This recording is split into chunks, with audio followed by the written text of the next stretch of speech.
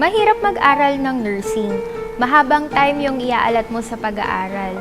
Whole day sa school, tapos puyat ka pa sa gabi sa pagre-review. And at the same time, may hospital duty pa on the side. Siyempre, kailangan ko din tumulong sa bahay namin. Before the exam, grabe yung stress na nararamdaman ko. Yung fear ko kasi baka hindi ako makapasa. So, I look for ways na ma-boost yung moral ko. I am very thankful na napadaan ako sa St. Paul's Bookstore. Naghanap ako nung pwede kong idasal para pumasa ako. With fervent prayer, family support, and a lot of studying, pumasa ako. Salamat sa Diyos!